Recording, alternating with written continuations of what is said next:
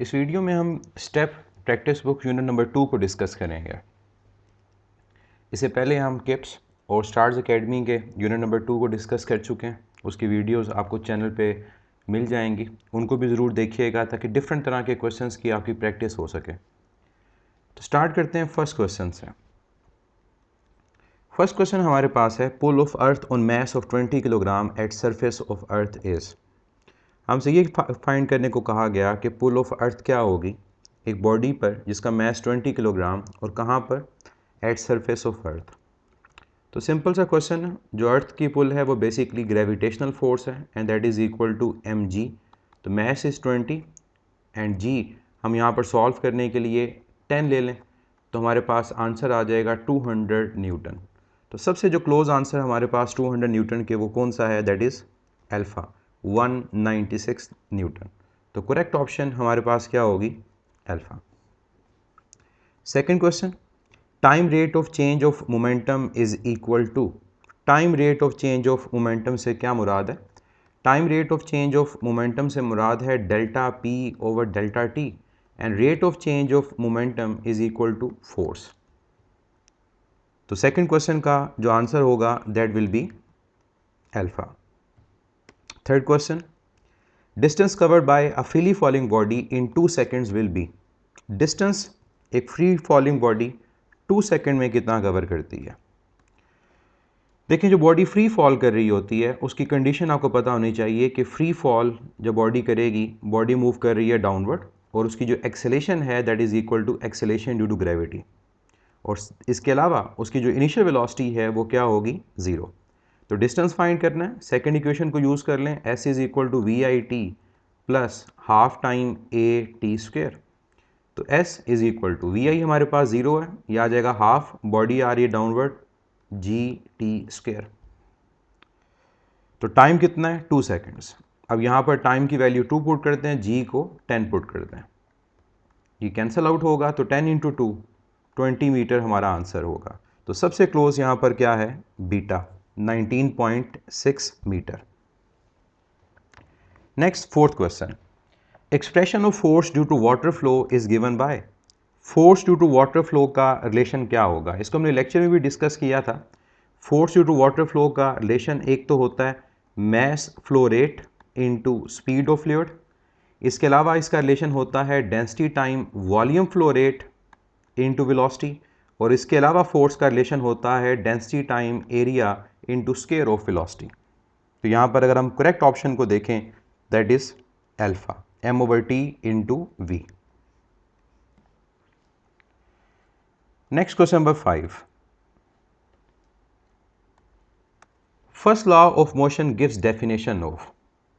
हम जब laws of motion की बात करते हैं तो फर्स्ट लॉ ऑफ मोशन, जिसको लॉ ऑफ इनर्शिया भी कहा जाता है, उसकी स्टेटमेंट क्या है, if a body is at rest it will remain at rest and if a body is in motion it will continue its motion unless acted upon bye an external force. और यही force की definition है, tendency to produce और stop motion.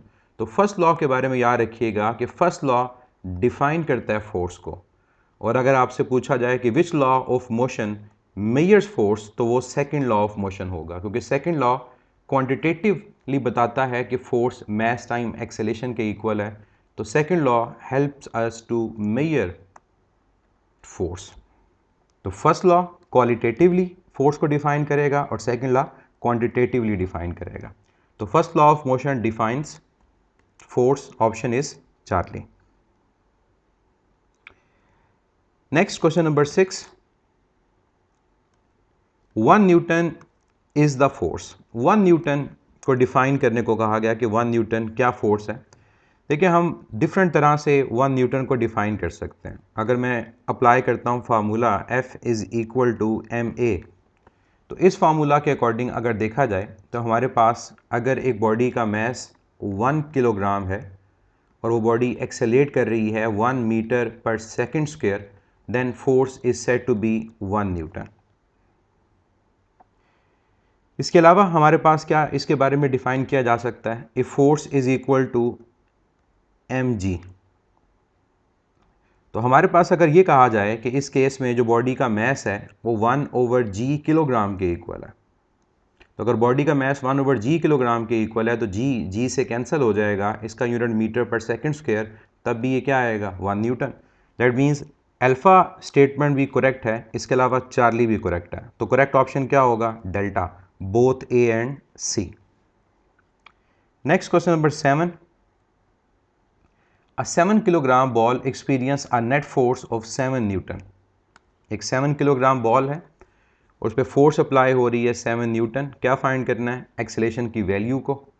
Simple, acceleration is equal to force divide by mass. तो force की value 7 और मास कितना है, दैट इज़ ऑल्सो 7। यूनिट का ख्याल रखें, सिंपल यूनिट दोनों ऐसा ही हैं। आंसर क्या आएगा, 1 मीटर पर सेकेंड स्क्वायर। तो correct option is Charlie. Next question number 8. A force of 2F acting on a particle of mass 10 kg produce an acceleration of 60 meter per second square. A force 5F acting on a particle of mass capital M produce an acceleration of 50 meter per second square. What is a mass capital M? अगर देखा जाए यहाँ पर वो क्या कहता है force 2F है और एक बॉडी का मास 10 किलोग्राम पे अप्लाई हुई और 60 मीटर पर सेकेंड स्क्वायर एक्सेलेरेशन प्रोड्यूस हुई। तो अगर फोर्स 5F हो और वो मास m पे अप्लाई हो तो एक्सेलेरेशन 60 मीटर पर सेकंड स्क्वायर होती है। ये बताएं कि m की वैल्यू क्या है। तो हमारे पास कंपैरिजन का क्वेश्चन है, इसको हम कंपैरिजन से सॉल्व कर सकते हैं। जो फर्स्ट डाटा है उसको सॉल्व करके वहाँ से हम f को फाइंड कर लें और सेकेंड डाटा में पुट करके मास की वैल्यू को फाइंड किया जा सकता है। तो देखते हैं कैसे इसको सॉल्व करना है। फोर्स का रिलेशन हमारे पास होता है मास टाइम एक्सेलेरेशन। फर्स्ट उसने कहा फोर्स 2F है, मास 10 है, एक्सेलेरेशन 60 है। तो यहाँ से अगर मैं फोर्स को कैलकुलेट करना चाहूँ तो फोर्स क्या आएगी, 600 डिवाइड बाय 2। तो फोर्स आ गई 300 न्यूटन। अब इसको अगेन अप्लाई करें, लेकिन अब अप्लाई करें सेकंड डाटा के लिए। तो दोबारा मैं F is equal to m a को अप्लाई करता हूँ। अब फोर्स क्या है 5F, मास क्या है कैपिटल M, एक्सेलेरेशन क्या है 50। तो यहाँ पर F की वैल्यू को सब्स्टिट्यूट कर दें। F की वैल्यू हमारे पास यहाँ पर गिवन है 300 is equal to mass times 50। तो ये 0 कैंसिल हो जाएगा, ये 5 कैंसिल हो जाएगा, तो मास कितना आ जाएगा 30 किलोग्राम। तो करेक्ट ऑप्शन 8 का क्या होगा, delta, 30 kilogram. 9th question, the Newton third law of motion. इसकी बात हम ऊपर कर चुके हैं कि न्यूटन सेकंड लॉ जो है ये क्वांटिटेटिवली फोर्स को बताता है कि फोर्स क्या है। तो इसका आंसर क्या होगा, बीटा, इट मेजर्स फोर्स। और इसके अलावा second law of motion give us idea about acceleration, कि एक्सेलेरेशन क्या है, कि फोर्स अप्लाई करने से एक्सेलेरेशन प्रोड्यूस होती है in the direction of force that is directly proportional to force and inversely proportional to the mass of the body. तो ये भी याद रखिएगा सेकंड लॉ के बारे में। इसके अलावा सेकंड लॉ के बारे में ये भी आप लोगों ने याद रखना है कि सेकंड लॉ वो लॉ है जो हमें रिलेशन बताता है बिटवीन फोर्स एंड मोमेंटम। तो ये भी हमसे क्वेश्चन पूछा जा सकता है। चलते हैं नेक्स्ट क्वेश्चन की तरफ। Question number 10, a ball of mass m1 and other ball of mass m2 are draw from equal height. If m1 is twice as compared to m2 then time taken by the ball t1 and t2 are related as। अब ऐसा question हमने पहले भी discuss किया था। अब question कहता है कि दो बॉल्स हैं, एक का मास हमारे पास m1 है, दूसरे का मास m2 है, दोनों को इक्वल हाइट से ड्रॉप किया। जो m1 का मास है वो ट्वाइस है एज कम्पेयर टू m2। तो टाइम का रिलेशन पूछा है कि दोनों का टाइम जो t1 और t2 किसका ज़्यादा होगा या किसका कम होगा। तो याद रखिएगा कि हमारे पास जो टाइम है फ्रीली फॉलोइंग बॉडी का वो मास पे डिपेंड नहीं करता। अगर दोनों की हाइट सेम होगी तो मास मैटर नहीं करेगा, टाइम इक्वल आएगा। अब कैसे इसको सॉल्व करना है, जब हम बात करते हैं कि एक बॉडी को एक हाइट से ड्रॉप किया गया तो उसकी इनिशियल वेलोसिटी 0, बॉडी डाउनवर्ड आ रही है, acceleration is equal to positive g. मैं अप्लाई करता हूँ सेकेंड इक्वेशन को, तो s is equal to v i t plus half a t square. S की जगह हाइट पुट कर दें, वी आई 0 है, ए पॉजिटिव जी, ये आ जाएगा हाफ जी टी स्क्वेयर। तो यहाँ से टाइम का जो रिलेशन आएगा वो आएगा √2h/g। तो कहीं भी मैच नहीं है। इसका मतलब अगर दोनों की जो हाइट है वो सेम है तो दोनों का टाइम क्या होगा, सेम। तो हम कंक्लूड क्या करेंगे कि चाहे m1 m2 से डबल है लेकिन दोनों का टाइम ग्राउंड तक पहुंचने का वो सेम होगा, क्योंकि हाइट क्या है, सेम। तो करेक्ट ऑप्शन यहाँ पर क्या होगी, beta, T1 is equal to T2। Next question number 11। Question number 11 में हमें ये कहा गया कि the velocity time graph of the body moves in a straight line is shown in the figure. The displacement and distance travelled by the body in 6 second are respectively. Velocity time graph हमें given है एक straight line motion का, हमें क्या find करना है, 6 second के लिए डिस्प्लेसमेंट को और डिस्टेंस को फाइंड करना है। देखिए जब हम वेलोसिटी टाइम ग्राफ की बात करते हैं तो हम एक चीज़ ये लेक्चर में भी डिस्कस कर चुके हैं कि वेलोसिटी टाइम अगर ग्राफ हो, कोई भी हमारे पास शेप है, तो उस ग्राफ में जो सिंपल एरिया होगा, एरिया ऑफ ग्राफ, वो हमारे पास इक्वल होगा डिस्टेंस के। लेकिन अगर हम एरिया फाइंड करते हैं अलजेब्रिक मेथड से, तो तब हमारे पास जो ग्राफ का एरिया होगा वो हमें बताएगा डिस्प्लेसमेंट।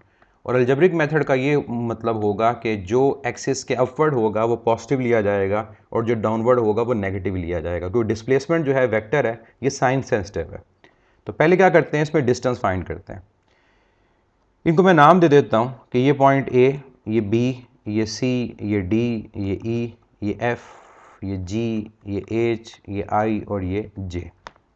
तो अगर हमें फाइंड करना है डिस्टेंस को, तो हमें फाइंड करना पड़ेगा एरिया किसका, तमाम जो रेक्टेंगल्स हैं। कौन कौन से रेक्टेंगल हैं, एक है ABCD, इसके अलावा दूसरी जो रेक्टेंगल या स्क्वायर हमारे पास है दैट इज़ DGEF, और तीसरा हमारे पास जो रेक्टेंगल है वो क्या है, दैट इज़ HIJF। अब रेक्टेंगल का एरिया फाइंड करना इजी होता है, बेस और हाइट को मल्टीप्लाई करना है, तो डिस्टेंस के लिए सिंपली तीनों का एरिया ऐड हो जाएगा। तो फर्स्ट जो ABCD है उसकी बेस 1 से 2 और जो उसकी हाइट है वो कितनी है 4, तो ये आएगा 2 × 4। सेकेंड जो DGEF है उसकी बेस 2 से 4 2 और जो उसकी हाइट है 1 से 2 2, तो ये आपके पास आएगा 2 × 2। और थर्ड जो है उसकी बेस भी 4 2 6 2 और जो हाइट हमारे पास है दैट इज इक्वल टू 2। तो 8 + 4 + 4 रिजल्ट क्या आ जाएगा, 16 metre.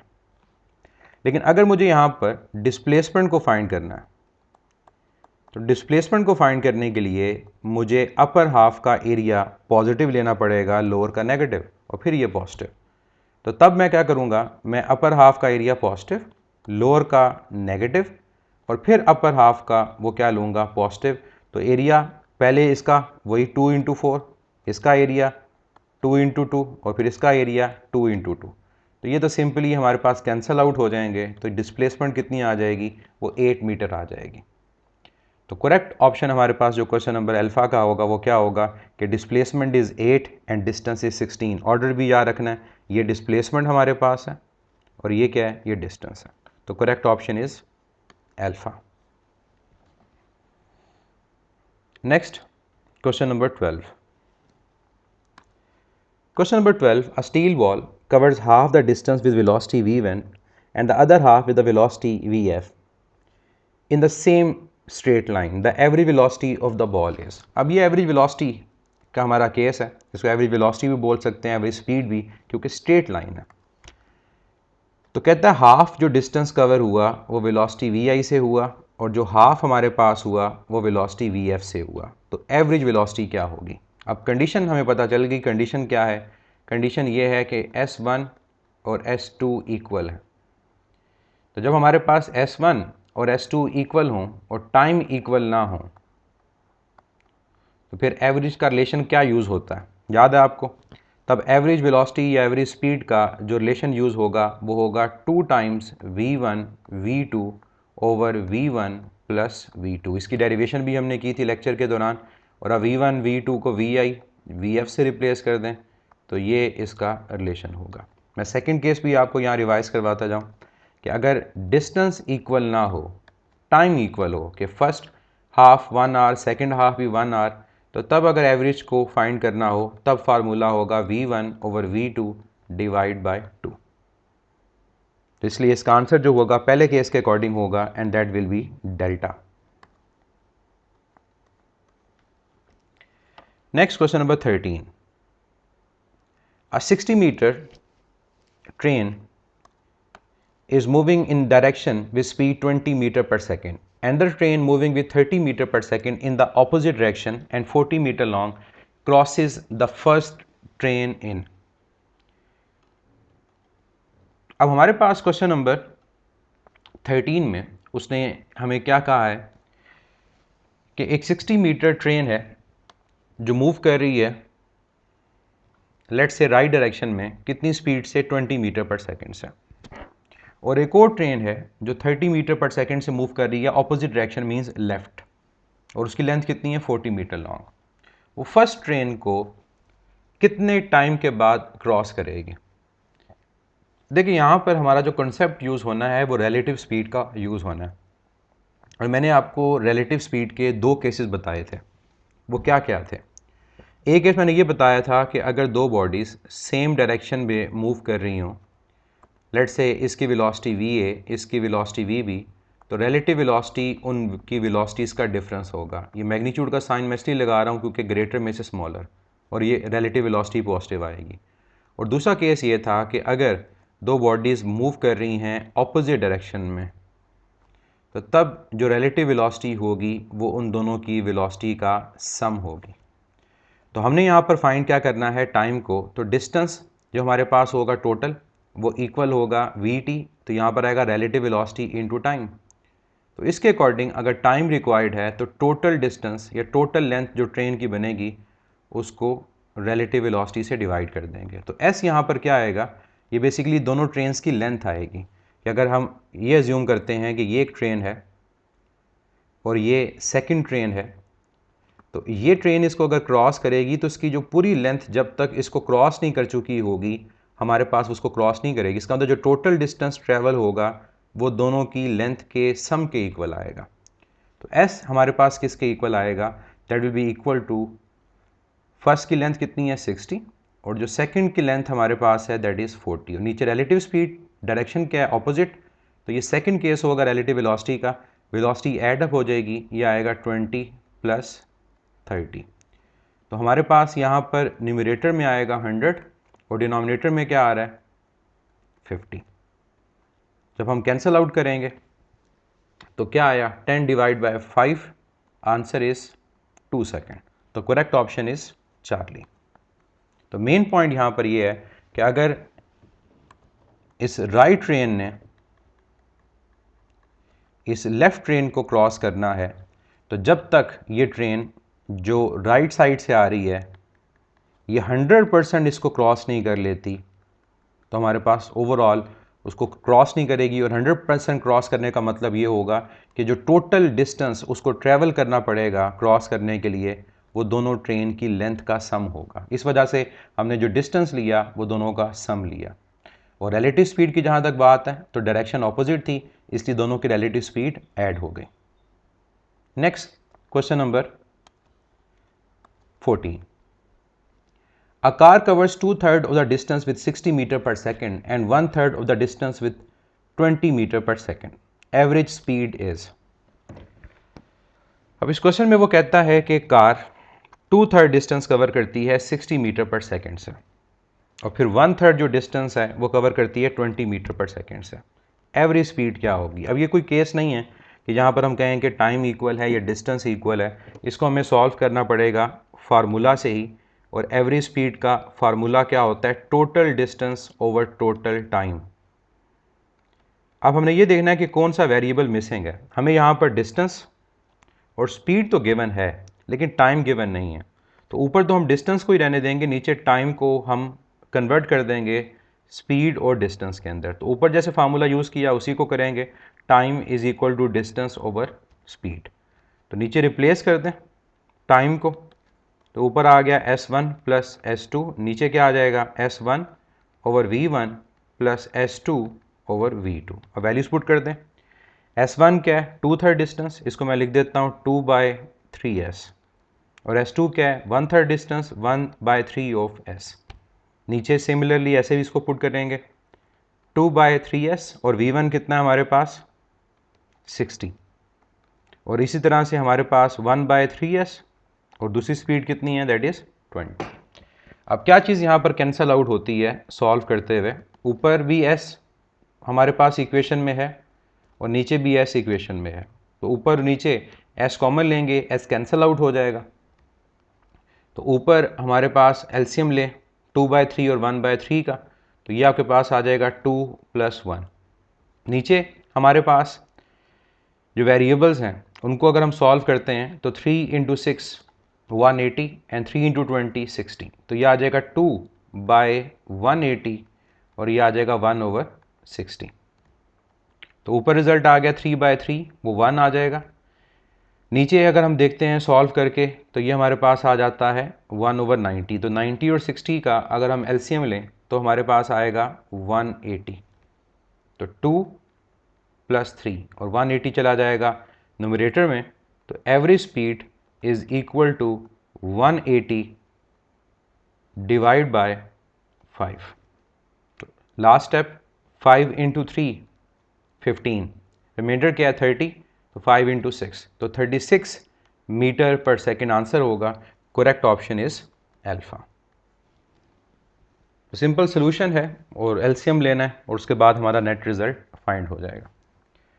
Question number 15, a person standing on a horizontal floor feels two forces, the downward pull of gravity and the upward supporting force from the floor. These two forces, कहते हैं एक आदमी है जो एक हॉरिजॉन्टल फ्लोर के ऊपर खड़ा हुआ है और वो दो फोर्सेस को फील करता है, एक डाउनवर्ड पुल ऑफ ग्रेविटी और एक upward supporting force from the floor.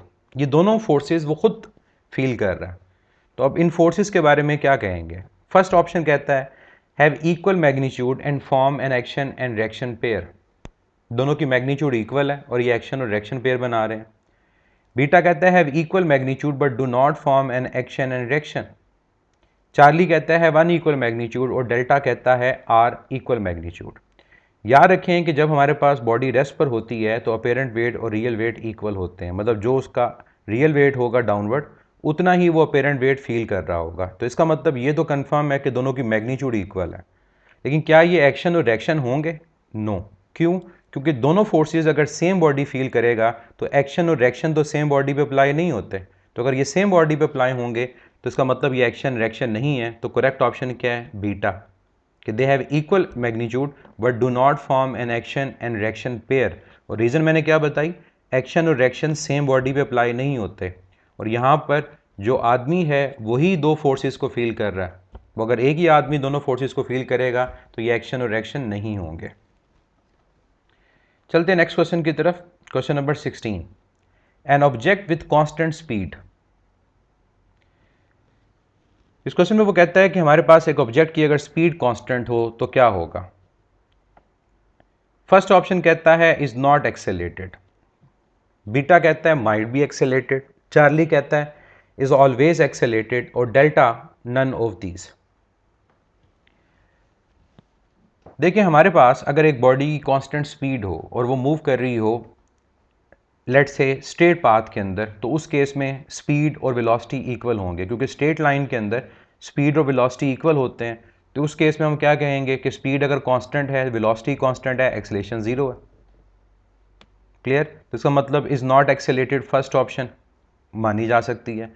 फिर दूसरा केस हमारे पास ये है कि अगर एक बॉडी कांस्टेंट स्पीड से सर्कुलर पाथ में मूव कर रही हो तो वहाँ पर बॉडी तो सेंट्रीपिटल एक्सेलेरेशन रखती है जो टुवर्ड सेंटर है। इसका अंदर बॉडी की स्पीड कांस्टेंट है लेकिन हमारे पास जो एक्सेलेरेशन है वो नॉन ज़ीरो है। तो यहाँ जो बेस्ट आंसर होगा वो क्या होगा कि अगर एक ऑब्जेक्ट की जो स्पीड है वो कांस्टेंट हो, दैट माइट बी एक्सेलेरेटेड, उसकी एक्सेलेरेशन हो भी सकती है और नहीं भी हो सकती। और मैंने यहाँ पर आपको दो एग्जाम्पल्स दी। एक कि अगर एक बॉडी स्ट्रेट लाइन में मूव कर रही हो और स्ट्रेट लाइन में मूव करते हुए उसकी अगर स्पीड कांस्टेंट है तो स्ट्रेट पाथ के अंदर जो स्पीड है वो वेलोसिटी के इक्वल है, दैट मीन्स वेलोसिटी कांस्टेंट है। और अगर वेलोसिटी कांस्टेंट इसका मतलब होगा एक्सेलेरेशन ज़ीरो। और दूसरी चीज़ मैंने ये कही कि अगर एक बॉडी सर्कल में मूव कर रही हो और यूनिफॉर्म सर्कुलर मोशन हो तो यूनिफॉर्म सर्कुलर मोशन में बॉडी की ओवरऑल जो स्पीड है वो कांस्टेंट होती है। वेलोसिटी की डायरेक्शन चेंज है लेकिन हर पॉइंट के ऊपर बॉडी की जो एक्सेलेरेशन है दैट इज टुवर्ड सेंटर और वो सेंट्रीपिटल एक्सेलेरेशन है और वो नॉन ज़ीरो है। तो आंसर क्या होगा? माइट बी एक्सेलेरेटेड, क्योंकि लाजमी नहीं होगा कि हम ये कहेंगे कि उसकी एक्सेलेरेशन ज़ीरो है, एक्सेलेरेशन हो भी सकती है। Next question number 17, in the figure distance covered is, इस ग्राफ में हमने डिस्टेंस फाइंड करना है। सिंपल, वेलोसिटी टाइम ग्राफ का जो एरिया होता है वो डिस्टेंस होता है। तो 17th क्वेश्चन में हम area of the graph find करेंगे और एरिया किसके इक्वल होगा? ट्राइंगल के एरिया के हाफ बेस इनटू हाइट, और यही हमारी डिस्टेंस के इक्वल होगा। तो बेस कितनी है? 0 to 6 6। हाइट कितनी है? ये हमारे पास हाइट है और ये किसके इक्वल है? That is equal to 3। तो 6 इंटू 3 18 डिवाइड बाई 2 9। तो डिस्टेंस कितना आ जाएगा? 9 यूनिट्स। तो correct option is alpha. Next question number 18, the ratio of distance to magnitude of displacement when a body covers a semicircle। हमें ratio find करनी है distance to magnitude of displacement कब? जब body एक semi circle में move करें। देखें, जब एक बॉडी एक सेमी सर्कल में मूव करती है, लेट से उस सेमी सर्कल का जो रेडियस है that is equal to R और बॉडी मूव करे ए टू बी, तो ये जो कर्व पाथ हमारे पास बनता है इसकी अगर लेंथ को फाइंड किया जाए तो इसकी जो लेंथ होगी वो इक्वल होगी डिस्टेंस के। सेम ऐसा ही क्वेश्चन हमने पहले भी किया। और ये जो हमारे पास शॉर्टेस्ट डिस्टेंस होगा फ्रॉम ए टू बी, ये हमारे पास आएगा डिस्प्लेसमेंट वेक्टर के, जिसकी मैग्नीट्यूड हमने फाइंड करनी है। तो क्या करें? रेशियो फाइंड करें, डिस्टेंस ऊपर क्योंकि डिस्टेंस टू डिस्प्लेसमेंट है और नीचे डिस्प्लेसमेंट की मैग्नीट्यूड। तो डिस्टेंस क्या आएगा? सेमी सर्कल है तो टोटल जो सर्कमफेरेंस है उसका हाफ, और डिस्प्लेसमेंट क्या आएगा? ए टू बी, वो डायमीटर के इक्वल आएगा 2r। तो ये 2 कैंसिल हो गया, ये r कैंसिल हो गया, तो पाई बाय 2 हमारा आंसर होगा। तो correct option is alpha. Next question number 19, distance travel by the body falling freely starting from rest in the first second and third second are in the ratio. Same question हम पहले भी कर चुके हैं कि first second और third second में कितना डिस्टेंस ट्रेवल होगा। इसके लिए हमने शॉर्टकट पढ़ा था और वो क्या था कि अगर nth सेकेंड का डिस्टेंस फाइंड करना है that is vi plus a by 2 into 2 times n minus 1। तो बॉडी फॉल कर रही है फ्रीली, इसका मतलब है कि उसकी इनिशियल वेलोसिटी 0। तो ये फार्मूला सिंपली रिड्यूस होकर रह जाएगा Sn is equal to a by 2 into 2n minus 1, क्योंकि बॉडी को ड्रॉप किया गया, फ्रीली फॉलिंग बॉडी है। अब अप्लाई कर दें फर्स्ट सेकंड, सेकंड सेकंड और थर्ड सेकंड। बॉडी मूव करिए डाउनवर्ड, a पॉजिटिव g के इक्वल आएगा, तो 10/2 इंटू 2 माइनस 1। सेम यहाँ भी 10/2। अब सेकंड सेकंड है तो 2 इंटू 2 माइनस 1, और थर्ड सेकंड में भी 10/2 2 इंटू 3 माइनस 1। 10/2 हमारे पास कैंसल आउट हो जाएगा, तो 2 माइनस 1 ये 1 आ गया, 4 माइनस 1 ये 3 आ गया, और 6 माइनस 1 ये 5 आ गया। तो 1:3:5 हमारा आंसर होगा। तो करेक्ट ऑप्शन यहाँ पर क्या है? Beta, 1:3:5। Next question number 20, throwing a package onto the shore from a boat that was previously at rest causes the boat to move outward from the shore is explained by। अगर एक package को throw किया जाए किनारे की तरफ एक boat से, तो जो बोट है वो आउटवर्ड मूव करती है। ये कौन सा लॉ एक्सप्लेन करता है? थर्ड लॉ ऑफ मोशन, क्योंकि जब वो शोर की तरफ पैकेट को थ्रो करेगा तो उसका एक्शन फॉरवर्ड होगा, जिसके रिजल्ट में जो रिएक्शन होगा वो बैकवर्ड होगा। ये हमारे एफएससी की बुक के अंदर एक साइड इन्फॉर्मेशन भी है। तो लेट्स से ये हमारे पास बोट है और ये किनारा, अगर आप इस बोट से लेट्स से कोई भी ऑब्जर्वर वहाँ बैठा हुआ है और वो एक पैकेट को थ्रो करता है, तो उसका जो एक्शन है वो फॉरवर्ड है। इसकी वजह से जो डायरेक्शन होगा वो बोर्ड के ऊपर क्या होगा, बैकवर्ड होगा। तो ये कौन सा लॉ है, that is third law of motion. Question number 21, a body is released from a height of 5 meter. If friction is ignored, then velocity just before striking the ground will be। एक body को हमने release किया है 5 metre की height से, अगर friction को वो कहता है इग्नोर कर दें तो उसकी velocity just before hitting the ground कितनी होगी। इसको हम law of conservation of energy से भी सॉल्व कर सकते हैं, लेकिन अगर हम इक्वेशन ऑफ मोशन से सॉल्व करना चाहें तो इनिशियल वेलोसिटी 0, हाइट कितनी गिवन है 5 मीटर, बॉडी आ रही है डाउनवर्ड, एक्सलेशन पॉजिटिव जी के इक्वल होगी, क्या चीज़ फाइंड करनी है, फाइनल वेलोसिटी। तो यूज़ कर लें third equation of motion, 2as is equal to v f square minus v i square. तो यहाँ वैल्यूज पुट करें, a पॉजिटिव जी यानी 10 के इक्वल, हाइट कितनी है 5, फाइनल वेलोसिटी हमने कैलकुलेट करनी है, वी आई 0 है। तो 10 इंटू 5 50 इंटू 2 100, तो 100 is equal to v f square. Square eliminate करने के लिए अंडर रूट, तो 100 का अंडर रूट हमें पता है वो 10 होता है, तो 10 मीटर पर सेकेंड आंसर है। Correct option is beta. Next question number 22, same ऐसा क्वेश्चन हमने क्लास में भी डिस्कस किया, परसेंटेज इंक्रीज वाला। If momentum is increase by 20%, the kinetic energy increase by. अगर मोमेंटम इंक्रीज करता है 20% तो काइनेटिक एनर्जी कितना इंक्रीज करेगा। अब क्या मेथड था इसको सॉल्व करने का। मोमेंटम इंक्रीज बाय 20% का मतलब ये है कि actual momentum plus 20% of actual momentum या इनिशियल मोमेंटम। 20% को अगर रिमूव करें 100 से डिवाइड करके तो यह आएगा p plus 0.2p, that will be equal to 1.2p। अब काइनेटिक एनर्जी का relation in terms of momentum, kinetic energy is equal to p square over 2m। तो यहाँ मोमेंटम की वैल्यू को पुट कर दें और वो है 1.2p whole square divide by 2m। अब 1.2 का स्क्वायर मीन्स 12 का स्क्वायर, 12 का स्क्वायर 144, तो 1.2 का स्क्वायर ये आएगा 1.44 p स्क्वायर ओवर 2m। अब ये जो p स्क्वायर ओवर 2m है ये क्या है, ये इनिशियल काइनेटिक एनर्जी है। तो ये रिलेशन यूँ लिखा जाएगा कि जो फाइनल काइनेटिक एनर्जी है वो 1.44 टाइम्स है इनिशियल काइनेटिक एनर्जी के। हमें बताना है इंक्रीज, तो इस 1.44 को कैसे लिखेंगे, initial kinetic energy plus 0.44 of initial kinetic energy, क्योंकि इन दोनों को जब ऐड करेंगे 1.44 ही आएगा। तो ये हमें क्या बताता है कि अगर मोमेंटम को 20% इंक्रीज किया तो काइनेटिक एनर्जी 0.44 टाइम्स इंक्रीज हो गई। लेकिन हमें परसेंटेज में आंसर देना है तो 0.44 को 100 से मल्टीप्लाई कर दें तो ये क्या आ जाएगा, ये आ जाएगा 44% ऑफ इनिशियल काइनेटिक एनर्जी।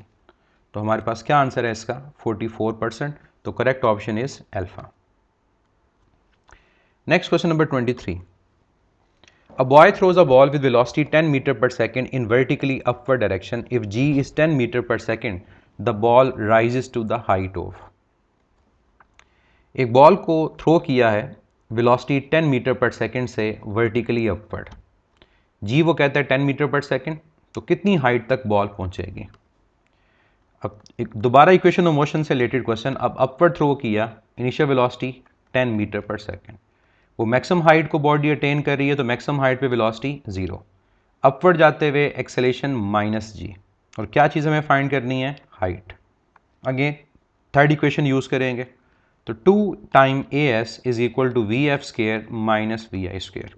तो 2 times minus g into h is equal to v f square, यहाँ पर बल्कि हम क्या करते हैं वी एफ को 0 सब्स्टिट्यूट कर देते हैं, माइनस वी आई स्क्र। तो ये जो नेगेटिव होगा इस नेगेटिव से कैंसिल आउट हो जाएगा, तो हमें हाइट रिक्वायर्ड है तो हाइट का रिलेशन आ जाएगा v i square over 2 times g. Values put कर दें, वेलोसिटी हमारे पास क्या है 10, जी भी क्या हम लेते हैं 10, ये कैंसिल होगा तो 10 ओवर 2 5 मीटर आंसर होगा। तो करेक्ट ऑप्शन हमारे पास यहाँ 5 metre and that is beta. Next question number 24, question number 24, two bodies of different masses m1 and m2 are dropped from two different height h1 and h2. The ratio of the time taken by the two bodies through this distance is। अब दो bodies हैं, उनके मास m1 और m2 हैं और उनको दो different height से ड्रॉप किया गया है। तो क्या चीज़ फाइंड करनी है? The ratio of the time taken by the two bodies. अब यहाँ जो इंपॉर्टेंट चीज़ है वो ये कि दो डिफरेंट हाइट्स हैं। ठीक हो गया। दूसरी चीज़ हमें क्या फाइंड करनी है? हमें टाइम फाइंड करना है, उसकी रेशो क्या होगी। अब जो पहले हमने क्वेश्चन किया था उसी को मैं डायरेक्ट अगर यहाँ पर इक्वेशन को यूज़ करता हूँ तो इक्वेशन मेरे पास क्या थी? वो थी S is equal to half time g t square, और अगर इसको हाइट की फॉर्म में लिखूँ तो यह आएगा H is equal to half time g t square, क्योंकि बॉडी ड्रॉप हो रही है। तो जब बॉडी ड्रॉप होगी इनिशियल वेलोसिटी ज़ीरो, तो टाइम यहाँ से आ जाएगा equal to under root of 2 times H over G। तो अगर हम रिलेशन को देखें तो टाइम का हाइट के साथ रिलेशन डायरेक्ट तो है लेकिन अंडर रूट के साथ है। तो जब यहाँ पर रेशो लिखी जाएगी तो क्या लिखी जाएगी? T1 over T2 is equal to under root of H1 over H2। Maths matter नहीं करता क्योंकि मैथ्स इक्वेशन में नहीं है, तो H1 over H2 whole under root कौन सी ऑप्शन है? Charlie. Question number 25. The distance traveled by the body dropped from the top of the tower is proportional to. अगर हम एक हाइट से एक बॉडी को ड्रॉप करते हैं तो डिस्टेंस किसके प्रोपोर्शनल होगी? Distance travelled by the body जिसको ड्रॉप किया एक टावर के टॉप से, वो किसके प्रोपोर्शनल है? जो अभी हमने क्वेश्चन किया ये उसी से हमारे पास रेलिवेंट है। जब बॉडी ड्रॉप करेंगे इनिशियल वेलोसिटी क्या आएगी? ज़ीरो। तो जो डिस्टेंस का रिलेशन उसका होगा वो होगा half time g t square. तो डिस्टेंस का टाइम के स्क्वेयर के साथ रिलेशन होगा। तो करेक्ट ऑप्शन यहाँ पर क्या है? Delta, square of the time इलेप्सिस।